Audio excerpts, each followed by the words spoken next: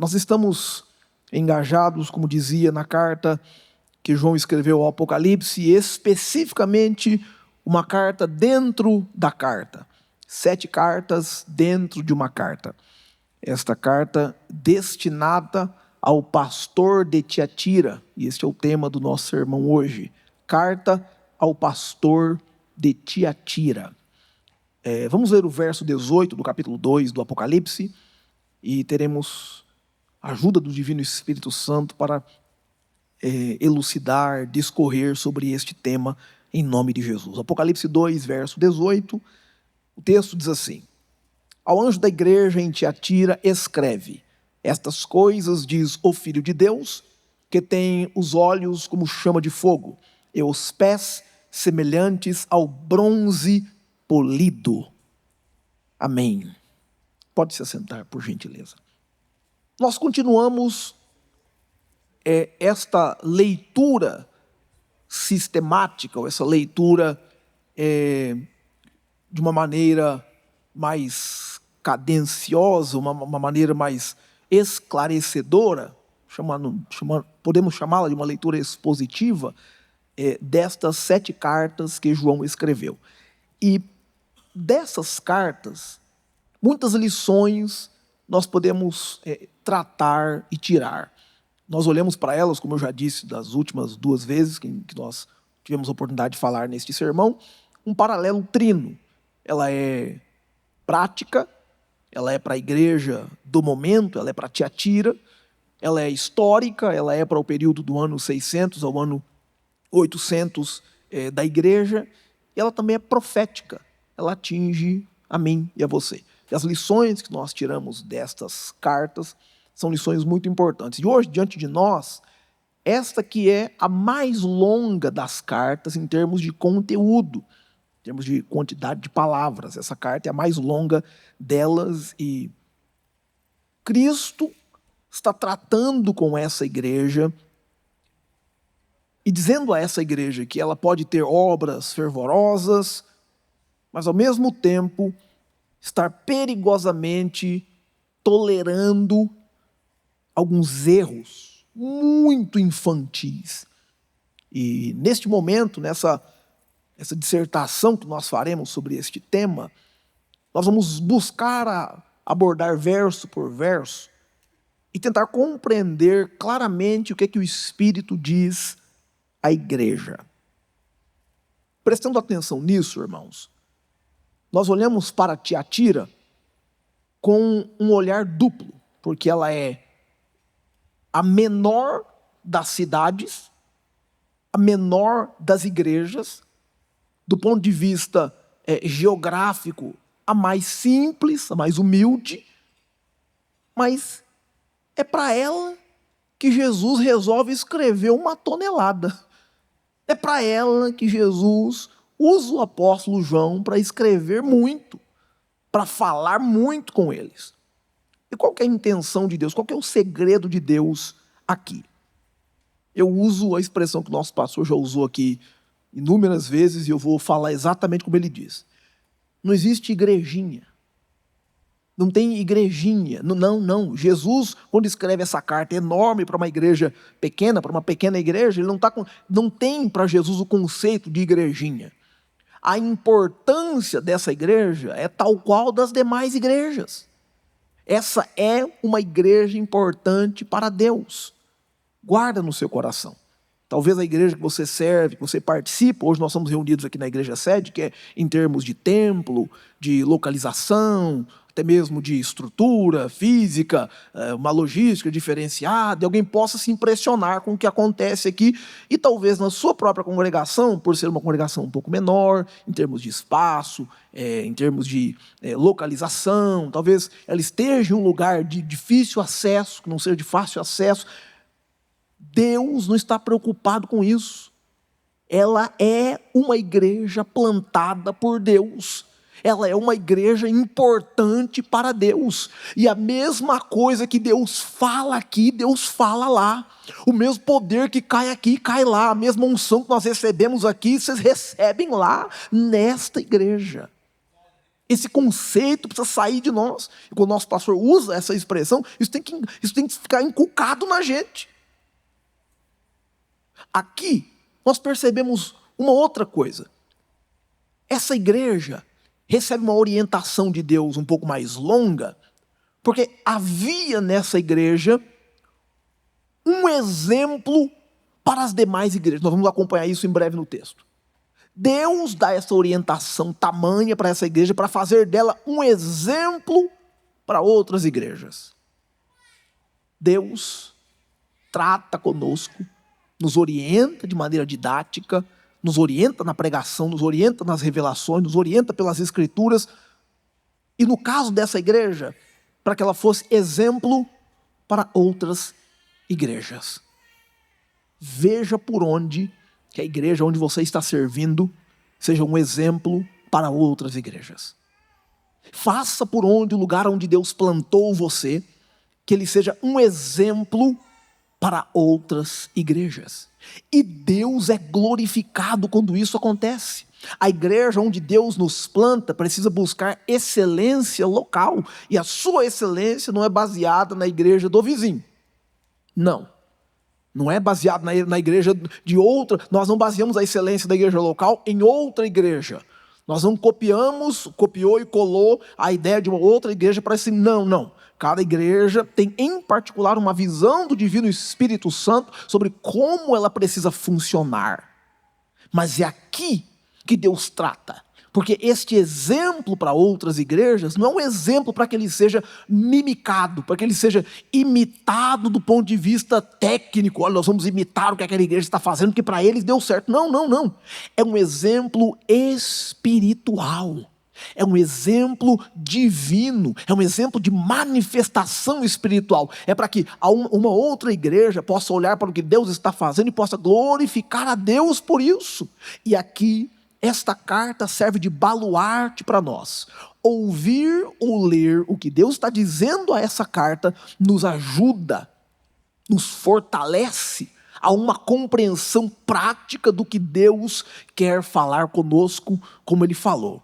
E ele começa, eu vou dividir essa carta em pelo menos 6 partes para a gente entender com a melhor didática e dinâmica possível. E nessa primeira parte nós olhamos para o verso 18, o remetente e o destinatário. Verso 18, o remetente e o destinatário. Verso 18 diz assim: ao anjo da igreja em Tiatira escreve: isto diz o Filho de Deus, que tem os olhos como chama de fogo e os pés semelhantes ao bronze polido. O destinatário, quem recebe, é o anjo da igreja em Tiatira. Esse anjo da igreja, o pastor da igreja de Tiatira, não é conhecido nominalmente. Essa cidade é um centro comercial importante, onde hoje é a parte norte da Turquia.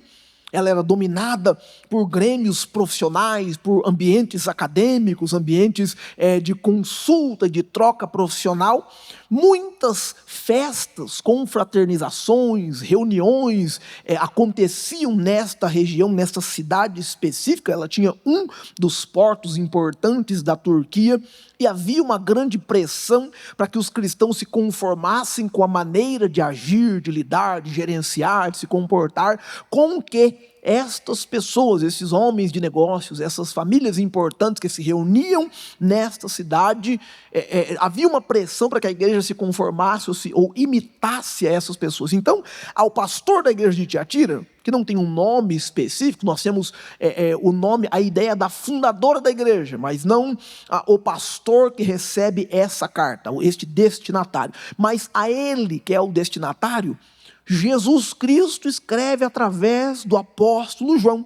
E aí, depois de conhecer o destinatário a quem é escrito, Cristo mesmo se apresenta na carta em um modelo que ele faz em todas as cartas. Ao anjo da igreja, nós começamos com a igreja de Éfeso, isto escreve. Ao anjo da igreja de Pérgamo, isso escreve.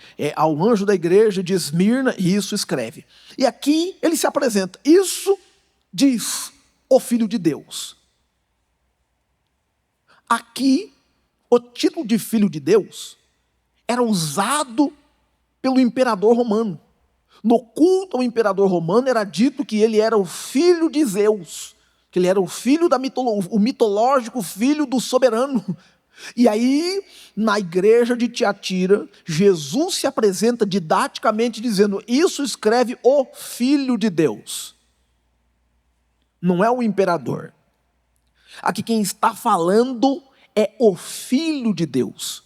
E as expressões filho de Deus e filho do homem se tornam muito distintas nesse texto, porque Jesus começa reivindicando soberania que pertence somente a ele, e sua autodescrição é cheia de simbolismo no aspecto teórico ou teológico, porque ele diz, é o Filho de Deus. E alguém diz, talvez seja um amigo do imperador romano. Aí ele continua se autodescrevendo, que tem olhos como chama de fogo. Peraí, aí não é o imperador, aleluia. Aí o imperador não tem essa prerrogativa de dizer que tem olhos como chama de fogo. Não, aí não dá. Aí só tem um que tem olhos como chama de fogo. É como se fosse um raio laser divino.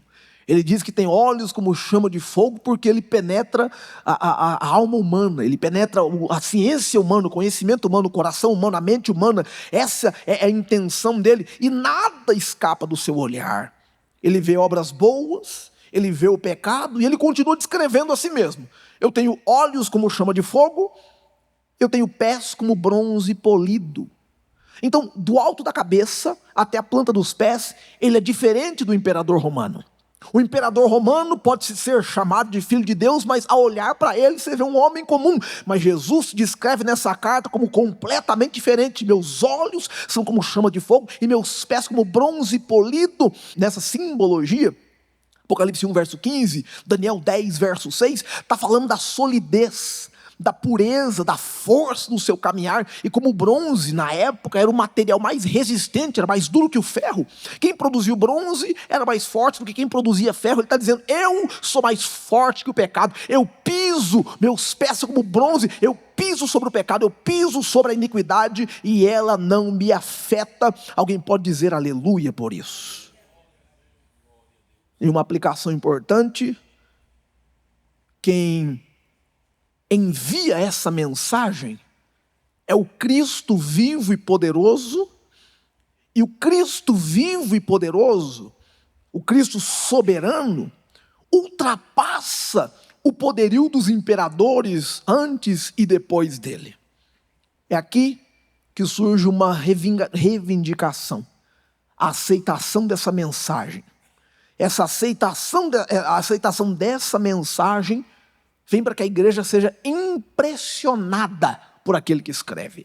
E ao ouvir a descrição daquele que escreve, é claro que eles vão se remeter ao capítulo 1 do Apocalipse, porque lá ele se descreve com essas características, e eles vão relembrar quem é ele. Vamos para o próximo ponto. Verso 19. Há um elogio examinado. Verso 19, há um elogio examinado. E aqui nós fazemos uma análise das virtudes. No verso 19 ele diz, conheço as tuas obras, tanto teu amor como a tua fé, teu serviço, tua perseverança, e que as tuas últimas obras são mais numerosas do que as primeiras. Aqui ele está fazendo um elogio notável, ele lista 5 virtudes interligadas.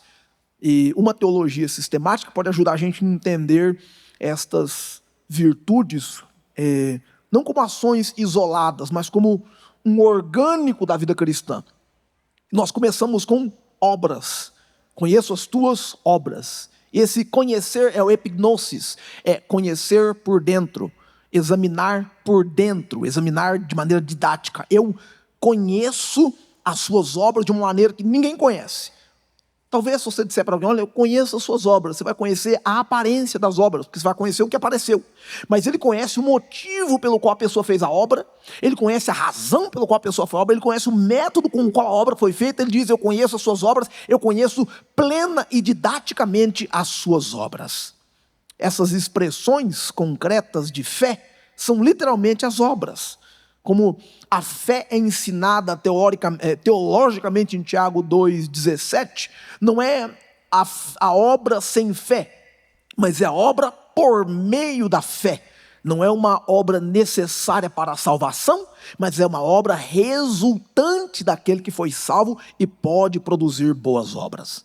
Ele diz, eu conheço tuas obras, mas ele ainda vai, eu conheço o teu amor. Ele olha para aquela igreja e diz, eu conheço o jeito que vocês amam.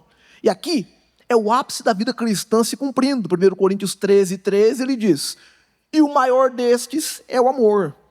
Aqui, o amor é o amor sacrificial, é o amor decidido, é o amor que busca o bem um do outro.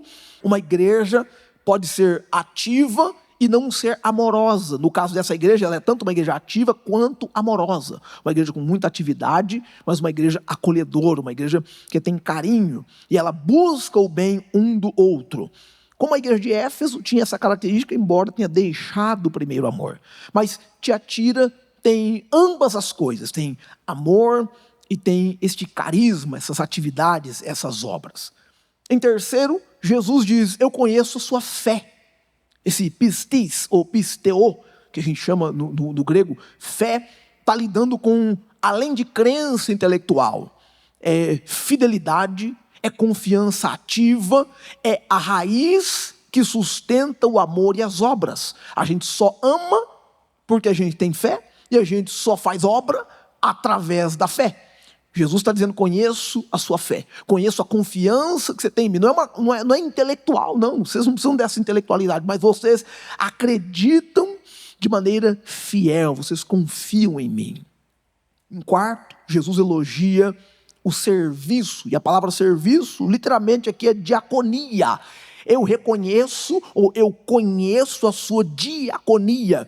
Eu conheço o amor em ação. Eu conheço o amor que foi no hospital. Eu conheço o amor que foi batizar a pessoa que aceitou Jesus, que estava lá nas últimas. Eu conheço o amor que deu pão ao necessitado que passou no farol. Eu conheço o serviço, e a diaconia só é resultado do amor que você expressa em Cristo.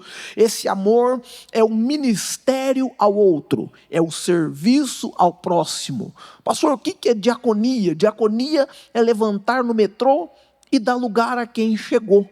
Você vê lá no metrô, no metrô tem até um dizer, qual que é o assento preferencial? Todos, se você é gentil. Oh, glória a Deus. Imagina, se você é gentil, seu lugar que você está sentado é um assento preferencial. Chegou alguém que você sente, você tem que dar o lugar, você levanta e dá. Isso pode ser traduzido como diaconia. É dar a vez, é dar a preferência, é servir de alguma maneira, é ajudar alguém de maneira prática. E esta diaconia só é motivada pelo amor e é sustentada pela fé. Ninguém é diácono se não tiver amor, e ninguém faz diaconia se não tiver fé. Para fazer essa obra, tem que ser munido dessas duas obras espirituais. Em quinto lugar, Jesus elogia a perseverança deles. E esta perseverança quer dizer constância sob pressão, quer dizer permanecer permanecer debaixo de uma carga, sustentar uma carga e ficar ali firme sob esta carga, debaixo dessa pressão, debaixo desse desafio, debaixo desse problema, desta batalha, desta luta. Isto é literalmente a perseverança, constância sob pressão. Mesmo em um ambiente hostil, como Tiatira, onde a idolatria, a perversão do culto a Deus era forte, era constante, essa igreja foi elogiada por sua perseverança, por permanecer firme sob pressão. E por último, Jesus faz um resumo e diz assim para eles, suas últimas obras, em sexto lugar, suas últimas obras são melhores que as primeiras. Peraí, aqui a coisa fica séria. Porque se eles têm este nível de obras, estes 5 níveis de obras, e no sexto elogio Jesus sumariza e diz, olha, essas últimas obras que vocês estão produzindo são melhores do que as primeiras, quer dizer que essa igreja estava no caminho certo.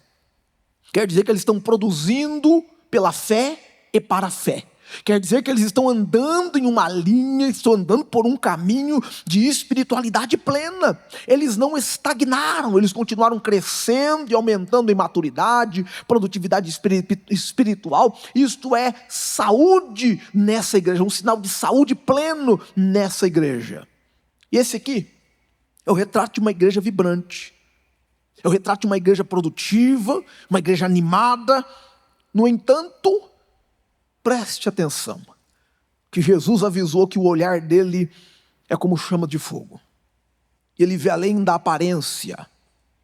E o maior elogio que Jesus dá a eles é precedido pela maior advertência de todas as cartas. Porque essa é a advertência mais longa que Jesus dá. Depois de elogiá-los e destacar os seus pontos positivos, Jesus, com o mesmo olho que ele vê a qualidade, ele vê a deficiência. E ele fala, oh aleluia. Eu quero que você abra seu coração aqui essa noite, porque essa palavra precisa penetrar dentro da gente. E nós vamos entender que Jesus, do mesmo jeito que elogia, como diz nosso pastor várias vezes, Jesus não passa pano, aleluia. Jesus vem e ele vem forte. Ele, do mesmo jeito que ele elogia, ele destaca os pontos negativos que precisam ser revistos e precisam ser melhorados. E ele visita os pontos de fraqueza e ele traz remédio e traz vacina. Alguém pode dizer aleluia? Vamos lá. Terceiro ponto, nós vamos olhar para o verso de número 20. A condenação contundente. Eu vou citar um exemplo aqui. Jezabel versus Lídia. Como assim, pastor? Segura que você vai entender. Jezabel versus Lídia. O texto diz assim, o verso 20. Tenho, porém, contra ti que toleras Jezabel, mulher que se diz profetiza, e ela ensina e seduz os meus servos a se prostituírem e a cometerem coisas sacrificadas aos ídolos. Aqui está o câncer dessa igreja. O câncer tem um nome. O nome é Jezabel. Tenho, porém, contra ti que toleras. Tolerar Jezabel. Tolerar é manter por perto em uma ideia de coexistência. Não. Deixa ela aqui. Não está fazendo tanto mal. Melhor não brigar, não matar, não machucar. Deixa, nós vamos tolerar essa Jezabel. E nesse sentido aqui, a Jezabel é descrita como ensinadora de sedução, de prostituição e de comer coisas sacrificadas aos ídolos. Há algo muito sério. Aqui está um ponto crucial dessa exortação, e ele começa a exortar a partir daqui. Se a gente olhar para o Antigo Testamento, 1 Reis 16, do verso 31 ao 33, tem lá a descrição de quem é Jezabel. É a princesa fenícia que introduziu, que apresentou o culto a Baal em Israel. Foi esposa do rei Acabe. Ela levou o povo à idolatria, à imoralidade ritual e à personificação da falsa religião e da corrupção moral de dentro para fora. Agora preste atenção. Essa aqui não é a mesma Jezabel que está lá, ela não está viva até então, porque aquela lá se foi de uma maneira trágica. Se você ler o texto de 1 Reis, você vai entender o que acontece com essa Jezabel. Mas a Jezabel em Tiatira é um nome simbólico que está representando uma falsa profetisa dentro da igreja, promovendo uma doutrina de compromisso, um compromisso maligno, ou de um comprometimento com a maldade. E o ensino dela defende que os cristãos podem participar dos banquetes ou dos grêmios das comidas sacrificadas aos ídolos e à imoralidade, e para que os seus negócios, as suas transações comerciais não fossem prejudicadas. E ela dizia que eles poderiam adaptar o cristianismo, a teologia de conivência com aquilo que acontecia na sua realidade. E aqui que Deus diz: tenho, porém, contra ti que toleras a Jezabel. Irmãos, nós precisamos olhar para esse texto e ver como é que nós estamos fazendo com a nossa vida espiritual, com relação ao nosso comércio, nossa vida comercial. Porque aqui uma Jezabel é a instituição dentro da igreja de uma profetisa que está ensinando as pessoas a manterem a sua vida profissional, a parte da sua vida espiritual. E o caso, ou a causa, o motivo dela incentivar as pessoas a manterem esses programas ritualísticos, ou participar desse momento de comunhão ou de alimentação com os pagãos, porque as comidas eram sacrificadas aos ídolos e aos deuses dos templos existentes na época, ao próprio imperador, para que eles não perdessem seus vieses econômicos, para que eles não perdessem suas vias econômicas. E isso que está acontecendo dentro dessa igreja de Tiatira. O Espírito Santo fala conosco aqui hoje. Nós não podemos negociar nossos princípios e valores por questões comerciais. Nós não podemos negociar nossos princípios e valores por questões de conveniência. Nós não podemos negociar nossos princípios e valores espirituais por questão de adaptação a esta cultura maligna. Nós precisamos viver o evangelho que nos foi ensinado e não arredar o pé daquilo que Jesus já nos conduziu pela salvação. Nós temos um tipo de comportamento e nós não podemos ceder a pressão deste mundo. Há um contraste muito sério que eu quero fazer aqui, porque Jezabel, essa profetisa, literalmente, essa pessoa que se achegou à igreja, trazendo essa doutrina. Eu quero fazer um contraste com a irmã Lídia. Quem que é a irmã Lídia, pastor? Atos 16, versos 14 e 15, diz que a irmã Lídia, que era originária de Tiatira, ela era vendedora de púrpura, ela era uma negociante, ela era uma empresária da sua época. Ela ouviu o evangelho dos lábios do apóstolo Paulo, creu, foi batizada, abriu sua casa para a igreja em Tiatira. Historicamente falando, a igreja de Tiatira nasceu na casa da irmã Lídia. Ela foi um canal de vida estabelecido por Deus para que a igreja chegasse, o evangelho chegasse em Tiatira. E anos depois, Jezabel se apresenta tentando romper a obra de Deus que foi levantada através da irmã Lídia. Em outras palavras, Deus usa uma mulher para abrir a igreja e Satanás quer usar uma mulher para fechar. Misericórdia. Alguém pode dizer misericórdia? Deus usa uma serva dele para abrir uma igreja, e o diabo, não, pode deixar que eu tenho uma serva também. Eu tenho uma serva chamada Jezabel e ela é boa. Ela profetiza e ela ensina assim, em nome de Jesus, seja repreendido esse espírito de Jezabel, tentando corromper o nosso tratado, o nosso ensinamento do evangelho, porque aonde Jesus levantou Lídia, Jezabel não prospera. Aonde Jesus levantou Lídia, Jezabel não tem vez. Você pode dizer aleluia por isso. Oh, glória ao nome de Jesus. Esse entendimento que nós temos. E aqui eu vou fazer uma ressalva importante, abrir um parêntese muito claro e dizer a vocês, irmãos, e agora especificamente as nossas irmãs: o livro do Apocalipse trata de 3 mulheres. E essas 3 mulheres estão relacionadas diretamente com a igreja. Existem 3 mulheres no Apocalipse e elas são todas um exemplo para a igreja. Vamos lá, a primeira mulher do Apocalipse é Jezabel. Apocalipse 2, verso 20, ela representa a falsa religião. É uma igreja corrupta, uma igreja sincretista que se alinha com o jeito do mundo. Segunda mulher de Apocalipse é a mulher vestida de sol, lá de Apocalipse 12, verso 1. É o povo de Israel, ou seja, é o povo escolhido de Deus, chamado Israel. Não a igreja como no papel de Israel. Isso nunca aconteceu na Bíblia, não tem nenhuma substituição. Israel, Israel, igreja, igreja. Esse Israel é apresentado como uma mulher que foge, uma mulher que se esconde. E literalmente é o que Israel fez diante do Messias, diante das profecias messiânicas. Agora vem a ideia, ou a figura de linguagem que trata diretamente com a igreja. Em Apocalipse 21, 2, aparece a noiva do Cordeiro. As 3 mulheres do Apocalipse, a mais importante é a noiva do Cordeiro, aleluia, porque ela é que recebe festa no céu, ela que recebe as bodas, ela que é arrebatada, ela é levada de encontro, ela participa do casamento. Essa ideia profética de que a igreja é a noiva do Cordeiro é porque ela engloba todo que crê em Cristo depois da ressurreição.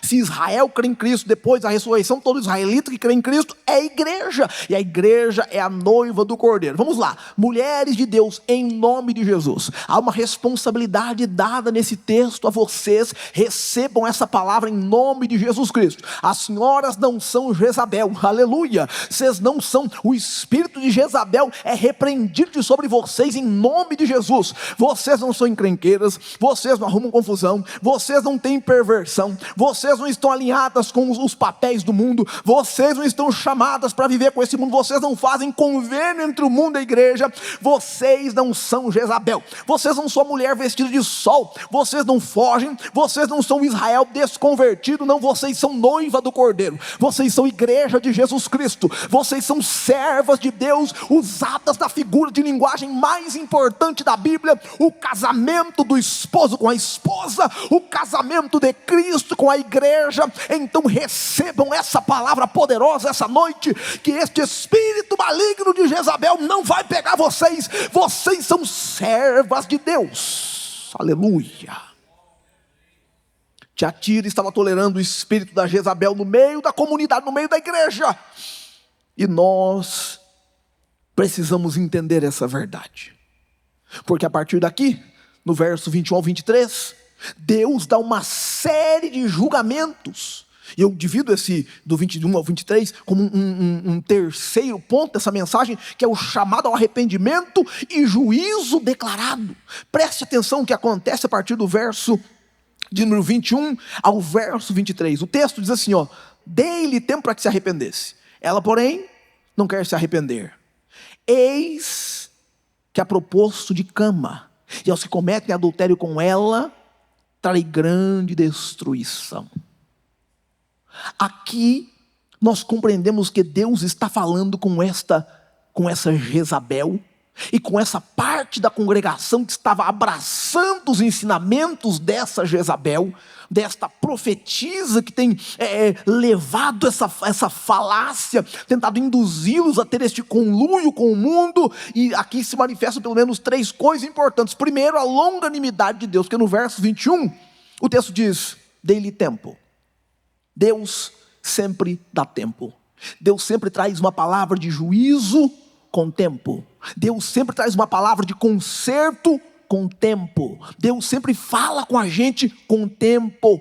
E Ele não é injusto para levar em consideração o tempo da nossa ignorância. Ele fala com tempo. Dele tempo. Deus é paciente. Ele não deseja a morte do pecador, igual Ezequiel 33:11 diz, que não se alegra na morte do pecador. O arrependimento é sempre a opção dada por Deus. Quando Deus visita-nos com uma palavra de correção, é para que Ele está buscando nossa resposta, e a resposta é o arrependimento. Em segundo, a gente destaca no verso 21 a dureza do coração, porque o texto diz: ela porém não quer. Ou seja, essa profetisa que aparece sendo julgada por Deus, mas essa classe de pessoas dentro da igreja de Tiatira, que estava se alinhando com ela, não estavam desejando arrependimento, tentando permanecer nessas mesmas obras, entendendo que não haveria problema algum no juízo de Deus, se eles permanecessem do mesmo jeito. O pecado, quando acariciado, endurece a vontade. O pecado, quando é encorajado, o pecado, quando ele é abraçado, ou permitido, ou incentivado, ele endurece a vontade, ele faz a vontade se fortalecer, e aí a recusa do arrependimento se torna mais infiel, se torna mais poderosa. E aqui no verso 22 e 23, Deus coloca um juízo estático. Ele diz, para Jezabel ele diz: a propósito de cama, vou colocá-la na cama. E aqui parece até um paradoxo, mas o ensinamento dela sobre a imoralidade sexual ia na cama. Pois Deus disse: você não gosta de cama? Vou pôr você na cama. Mas aí não é do jeito que você está pensando. Vou colocar você de cama, enferma e doente. Às vésperas de morrer, vou colocar você de cama. Haverá uma enfermidade sobre você. Preste atenção, irmãos. Deus é aquele que mata e não vai preso. Deus é poderoso o bastante para enfermar quem Ele quer enfermar e curar quem Ele quer curar. Deus é poderoso para abrir e para fechar a porta. Ele abre, ele fecha. Ele tem a chave, ele abre. Deus é Deus. Essa palavra de arrependimento é uma palavra dura para este povo dessa igreja. Deus está dizendo: vocês não brinquem comigo, não brinquem com o meu juízo, que eu vou começar com a profetisa, vou começar com Jezabel. Jezabel vai ficar de cama. Ela ia passar do leito de prazer para o leito de doença. E aí, para os seguidores de Jezabel, Deus diz assim: grande tribulação. Quem segue Jezabel, o resultado é grande tribulação. Quem anda com Jezabel, o resultado é grande problema. Quem anda com essa profetisa, grande problema. E aí, para os seus filhos, ou seja, os discípulos mais chegados dela, aqueles que estavam até disseminando as obras e as pregações de Jezabel, para esses seus discípulos, o texto diz: matarei. Matarei.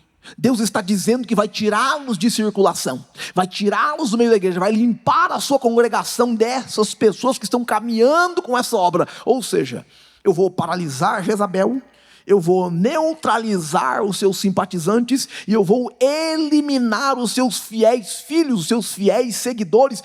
Eu vou limpar a falsa doutrina, e as suas consequências serão totalmente erradicadas da minha igreja. Meu povo não ficará à mercê dessas falsas pregações, tanto dessa Jezabel, quanto dos simpatizantes, quanto dos encorajadores, aqueles que aplaudem as palavras de Jezabel. Em nome de Jesus, abra seu coração para essa palavra e perceba que nos tempos que nós estamos vivendo, Deus deseja que nós adotemos uma postura de purificação, de santidade no que diz respeito à sua palavra, e Deus não vai permitir que doutrinas ou ensinamentos que não estão de acordo com a sua palavra permaneçam no meio do seu povo, permaneçam no nosso coração. Ele vai nos ajudar, Ele vai eliminar isso do nosso coração, vai eliminar isso do nosso meio e vai manter sua igreja purificada. Alguém pode dizer amém por isso?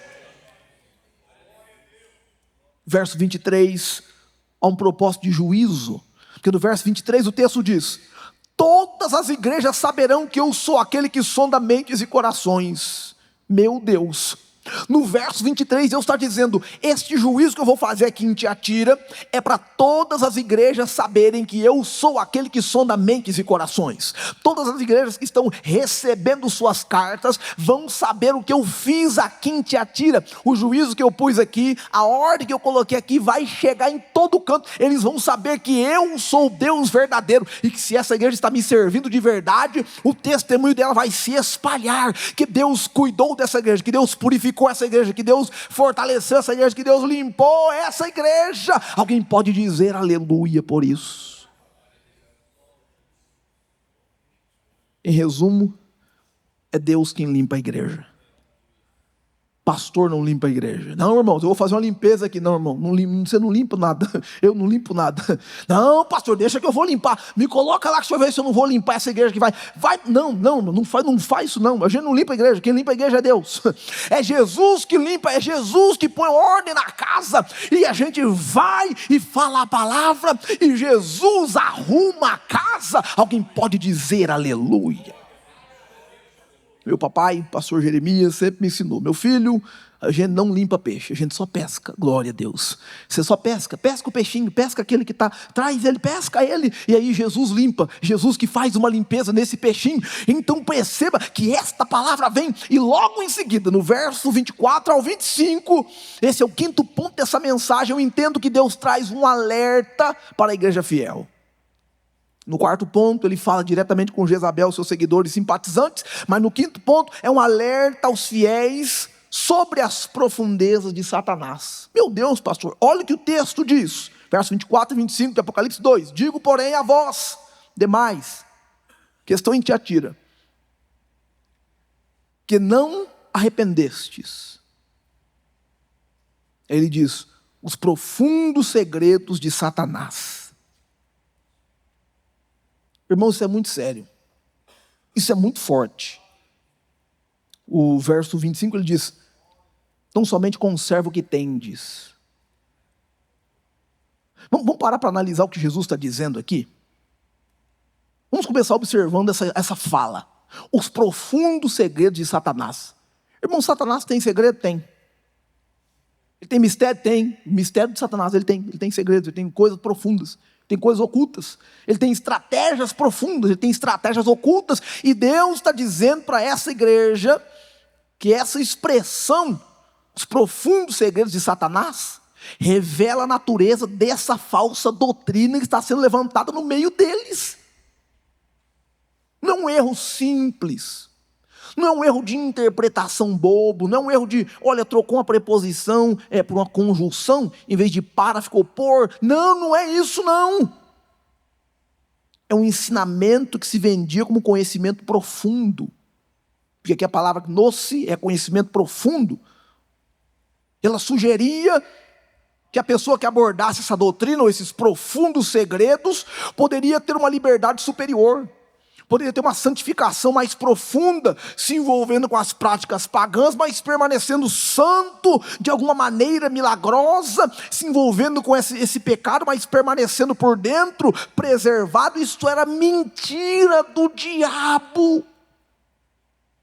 Ser possível que você se envolva com os prazeres, com o pecado, com as coisas do mundo e permaneça santo. Mentira de Jezabel, mentira do diabo. Ao olhar o que Jesus está dizendo para essa igreja, na verdade ele está revelando que isso aqui é uma imersão nas profundezas de Satanás. É uma imersão no sincretismo, no alinhamento com o mundo, que transformava pecado em espiritualidade. E o gnosticismo, que era uma doutrina muito popular na época, oriunda dos filósofos gregos, esse gnosticismo é a ideia de que o corpo é mau mesmo, só o que está dentro é puro. Então deixa o corpo pecar, deixa o corpo fazer o que o corpo quer, deixa o estímulo, o instinto do corpo fazer o que o corpo está querendo, estamos aí, a alma é pura, o coração, o que está dentro é puro, então deixa o que está fora se estragar. Está repreendido em nome de Jesus, essa doutrina maligna, que vem das profundezas de Satanás. Eu visitei alguns escritos do nosso querido pastor, que já dorme no Senhor, pastor Antônio Gilberto, e ele alerta. Eu faço uma citação de um dos seus materiais. Ele alerta o seguinte, eu abro aspas: uma das estratégias do maligno nos últimos dias é corromper a doutrina da graça, transformando-a em licenciosidade, e promover falsos conhecimentos que desviam a simplicidade de Cristo. É por isso que hoje nós temos uma ascensão das igrejas inclusivas.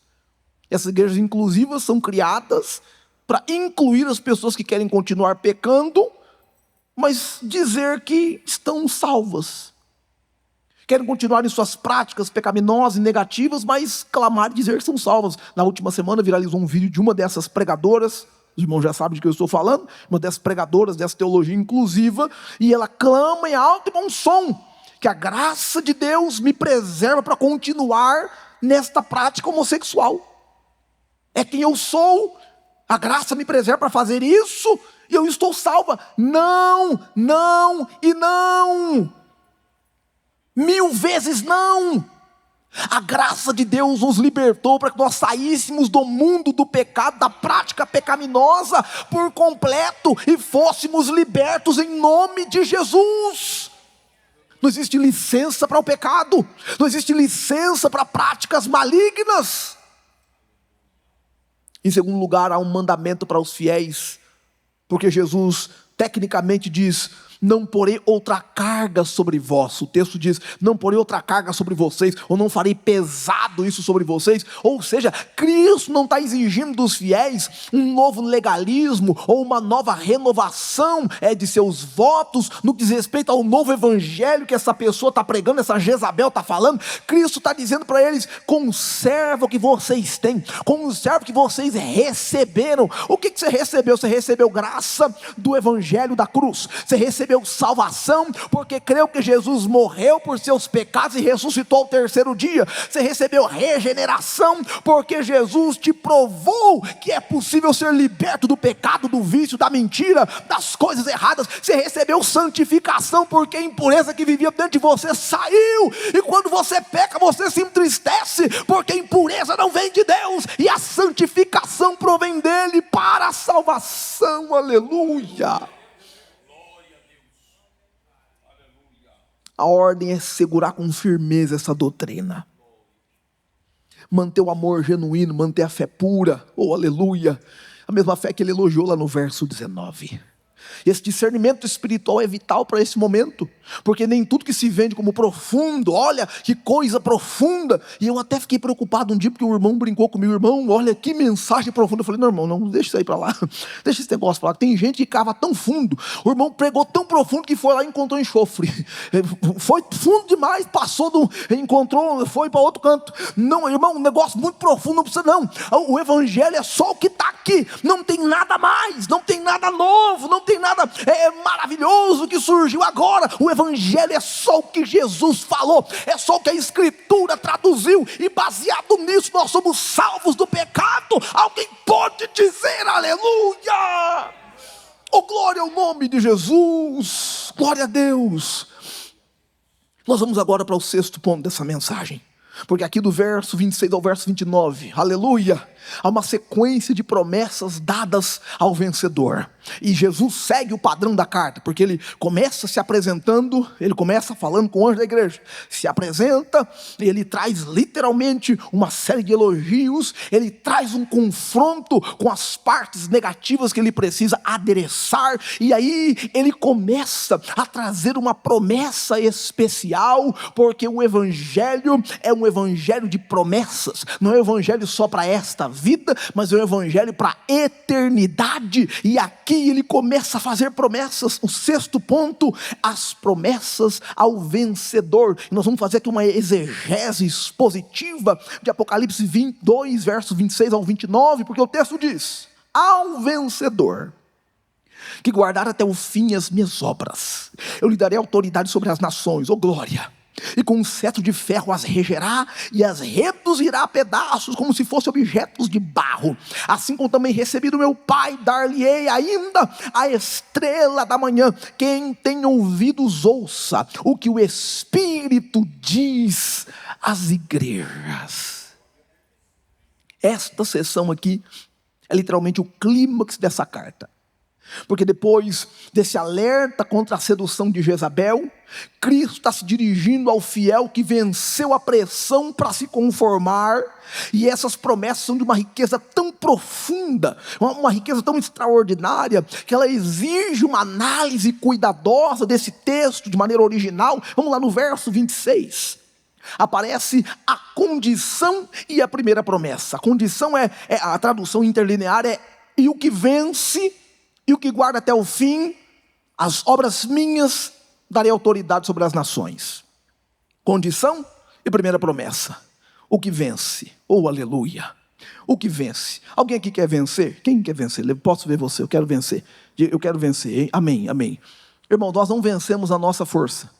Não vencemos porque a gente, eu venci, irmão, porque olha, rapaz, eu jejuei 2 dias e eu venci. Não, nós vencemos pelo Senhor. Nossa parte de buscar, santificar, essa é a nossa parte que tem que fazer. Mas nossa vitória, ao que vencer, essa vitória é garantida pelo Senhor. Nós só vencemos porque Ele ajuda, só vencemos porque Ele auxilia, só vencemos porque Ele nos sustenta, nos levanta. Você vai vencendo, Ele está aqui atrás te empurrando. Vai vencendo que eu estou te ajudando, vai vencendo que eu vou cuidando de você. Nós só vencemos porque Ele nos ajuda. Ao que vence, isso é um particípio presente, ela indica vitória contínua, aleluia. Em outras palavras, ao que vai vencendo, todo dia você vai vencendo, oh glória a Deus. De manhã vence um pouco de manhã, vence à tarde, vence depois do almoço, vai vencendo todo dia, vai vencendo, ao que vence.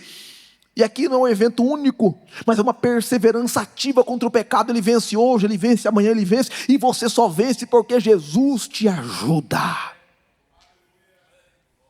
O outro particípio que aparece aqui é o que guarda. É o particípio presente, ou seja, é o que vai guardando. Oh glória a Deus. É o que vai mantendo, é o que vai guardando. Ele guarda, todo dia ele preserva, todo dia ele persevera.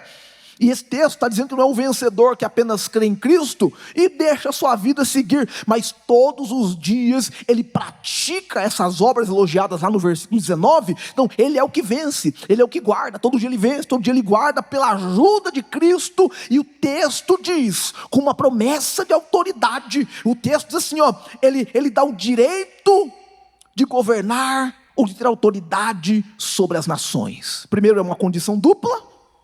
Segundo, é uma promessa de autoridade. Há uma promessa de autoridade feita, denotado direito para governar, ou com autoridade legítima, e o alcance dessa autoridade é uma autoridade universal. E essa aqui não é uma metáfora de vitória pessoal, mas é uma promessa de governo real compartilhado com a igreja. A igreja, na vinda de Cristo, ou na permanência com Cristo, regerá as nações. A igreja regerá as nações com a autoridade de Cristo, e essa promessa é para aquele que perseverar. Ou seja, na linha do tempo, quando a igreja retorna com Cristo para vencer e julgar as nações, estão incluídos na promessa essas pessoas que venceram. Ou seja, ao vencer hoje, você se prepara para reinar amanhã. Oh meu Deus do céu, o prazer ou o desejo da carne que você alimenta hoje é a perdição de amanhã, mas a vitória sobre a carne, a vitória sobre os desejos do mundo que você alimenta hoje, é a vitória do reino de amanhã. Alguém pode dizer aleluia por isso? Ainda o pastor Antônio Gilberto, na sua obra escatológica, ele está enfatizando, eu abro aspas, ele diz sobre o reino, do cumprimento do reino milenal de Cristo. Ele se baseia em passagens como Apocalipse 20, do 4 ao 6, 1 Coríntios 6, do 2 ao 3, e ele, abro aspas, a teologia pentecostal histórica ensina que os santos ressuscitados glorificados participarão ativamente do governo de Cristo na terra durante os 1000 anos de paz, exercendo justiça e autoridade, e aqui será a concretização da promessa de que os humildes ou os simples herdarão a terra. Deixa eu pregar a você essa verdade em nome de Jesus. Ao que vencer, ao que guardar, regerá as nações. Vence hoje, guarda hoje e se prepara para uma vitória eterna em nome de Jesus. Verso 27. Verso 27 trata da natureza do governo de Cristo. Isso aqui é muito forte. O texto original, uma tradução interlinear, diz para a gente: ele pastoreará com cetro de ferro, como os vasos de oleiro serão despedaçados. Esse texto está falando que nós governaremos com Cristo e ele pastoreará com cetro de ferro. Haverá uma autoridade de justiça para que aquilo que não é para prevalecer, aquilo que não é para permanecer, seja aniquilado, seja destruído. Os vasos de barro ou os vasos do oleiro. A primeira cláusula diz: ele pastoreará.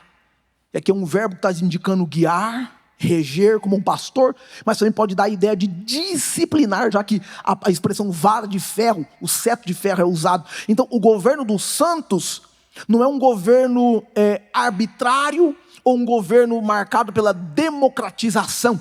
O governo dos santos na tutela de Cristo, nesse momento profético, é um governo de cuidado pastoral. Ou seja, quem manda é quem está com o cetro de ferro. Quem despedaça é quem está com o cetro de ferro. A igreja chegará neste ponto, neste momento em que ela terá a autoridade plena. E isso é para aquele que vencer. O cetro de ferro indica governo real, inflexibilidade de juízo, e esse governo não é um governo negociável, não é um governo democrático, não é um governo de justiça maleável ou interpretativa, é um governo de justiça absoluta. E aqui cumpre-se o texto que Jesus diz: bem-aventurados os que têm fome e sede de justiça, porque eles serão fartos.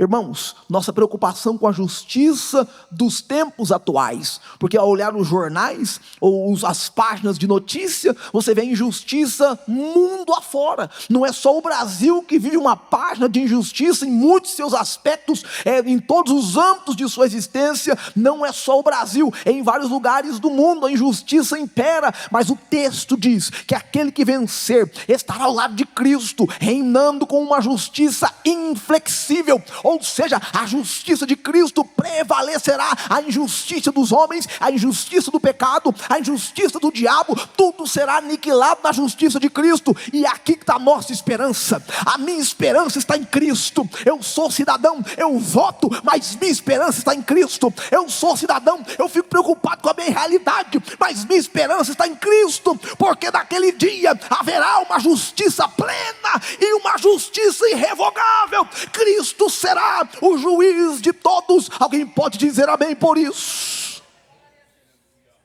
Essa autoridade é compartilhada conosco.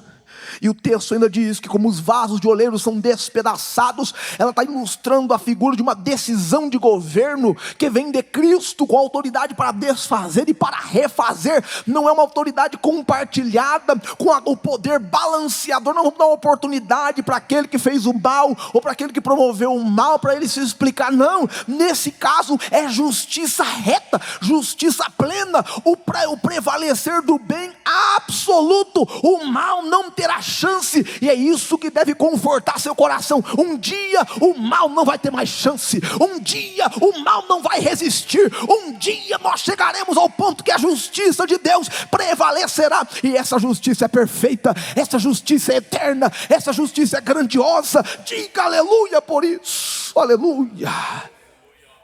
Verso 28 trata da herança final, e o texto interlinear, como traduzido diretamente do original grego, diz: como também eu recebi de meu pai, darei a ele a estrela da manhã. Deixa eu pregar a você essa verdade, porque o texto diz: como eu também recebi. É a autoridade que o vencedor recebe, é a mesma autoridade que Cristo recebeu do Pai. Ele diz: como eu recebi, eu te dou essa autoridade. Naquele dia nós seremos munidos de uma autoridade plena e uma autoridade perfeita. A fonte da autoridade é o Pai, porque Ele deu autoridade ao Filho, e o Filho deu a nós. Nós seremos autoridade como Cristo é, e Ele é glorificado por isso. E Ele diz: eu darei a Ele a estrela da manhã.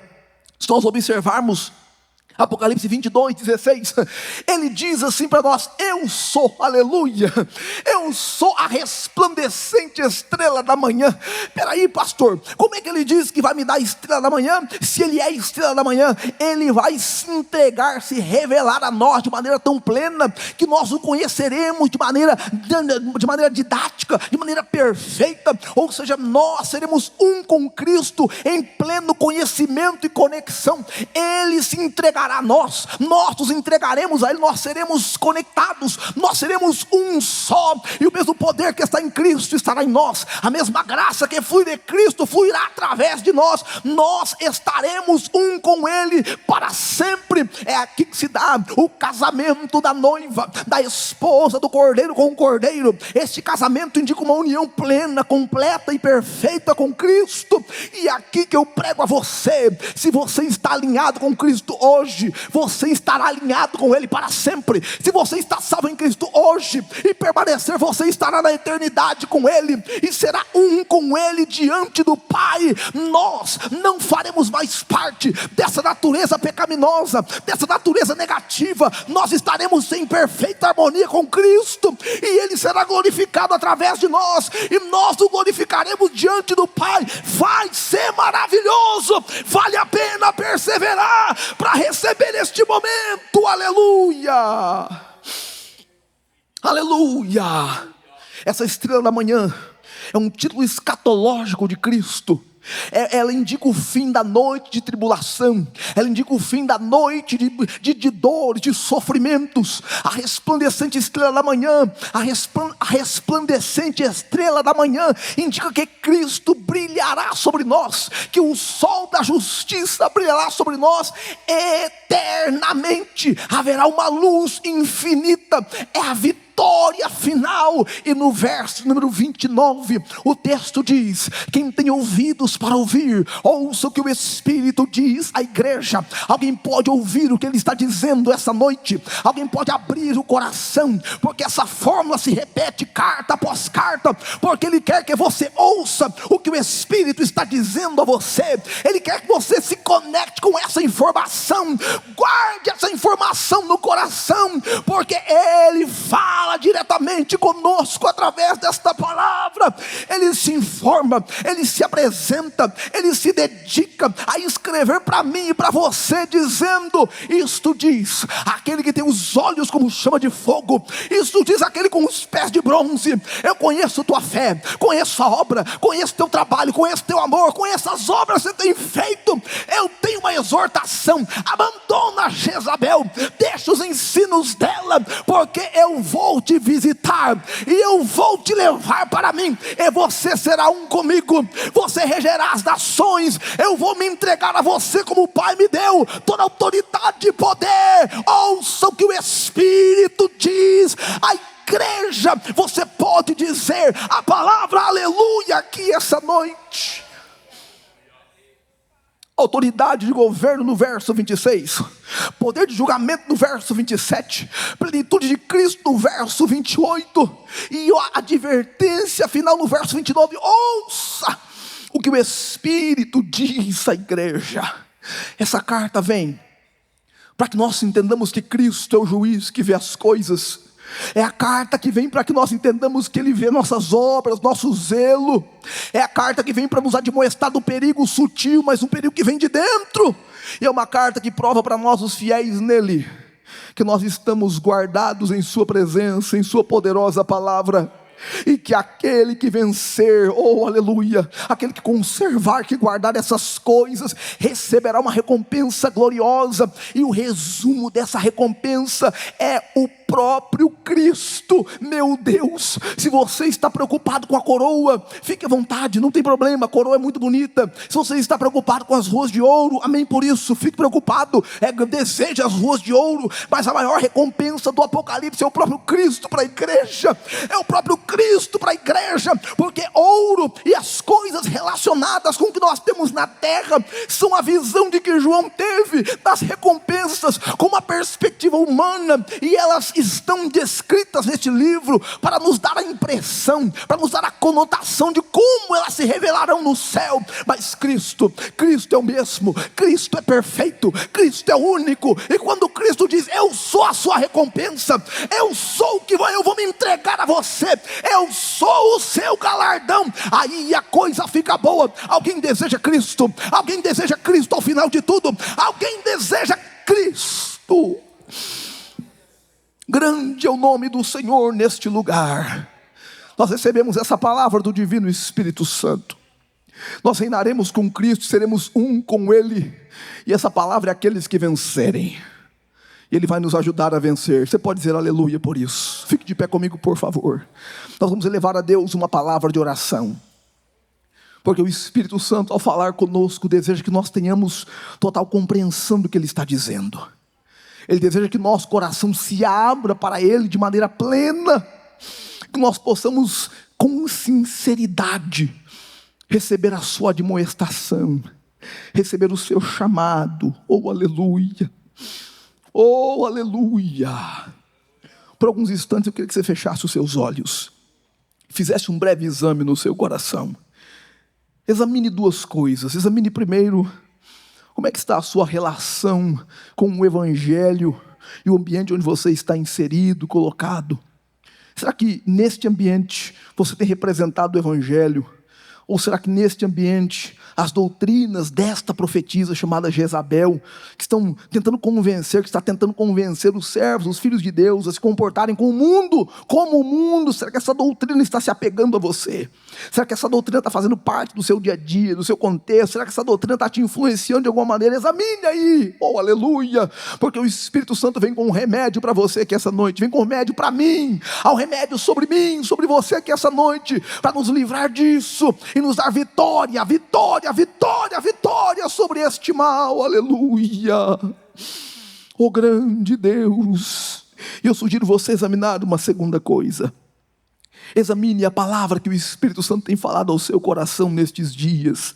O Espírito Santo tem falado com você desde que estas cartas começaram a ser lidas. E é como se ele está falando com essa igreja. Isto diz aquele que tem a chave de Davi. Isso diz o que tem a espada afiada. Isso diz o que é santo, fiel e verdadeiro. Isso diz o que tem olhos como chama de fogo. Isso diz o que tem os pés como latão reluzente. Ao anjo da igreja que está em Santana. Isto diz, ele está falando conosco. Aleluia, aleluia. Eremando, kelemashi andorebasi, elekandoremiahai, diribiashakandarabasie.